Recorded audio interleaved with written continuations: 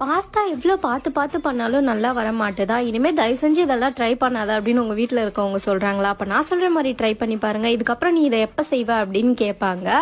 ஒரு நல்ல பிரேக்ஃபாஸ்ட் ஆப்ஷனாக இருக்கும். ஸோ பிரியாணி ஸ்டைலில் பாஸ்தா எப்படி செய்யணும்னு வாங்க பார்த்துடலாம். இதுக்கு ஒரு குக்கரில் எண்ணெய் சேர்த்துட்டு ஒரு சின்ன துண்டு பட்டை, 2 லவங்கம், 1 ஏலக்காய், 1 ஸ்டார், 1 பே லீஃப், 1 பெரிய வெங்காயம், 1 பச்சை மிளகாய் சேர்த்துட்டு நல்லா வதக்கி விட்டுருங்க. இந்த ஸ்டேஜில் 1/2 டேபிள் ஸ்பூன் காஷ்மீரி மிளகாய் தூள், புதினா கொத்தமல்லி சேர்த்து 1 கைப்பிடி சேர்த்துக்கோங்க. 1 தக்காளி சேர்த்துட்டு இதை எல்லாமே எண்ணெயில் நல்லா வதக்கி விட்டுருங்க. இப்போ 1 டேபிள் ஸ்பூன் இஞ்சி பூண்டு சேர்த்துக்கோங்க. கூடவே 1/2 டேபிள் ஸ்பூன் பிரியாணி மசாலா சேர்த்துட்டு நல்லா கிளறி விட்டுருங்க. மசாலா எல்லாம் ஒன்றா மிக்ஸ் ஆகட்டும்.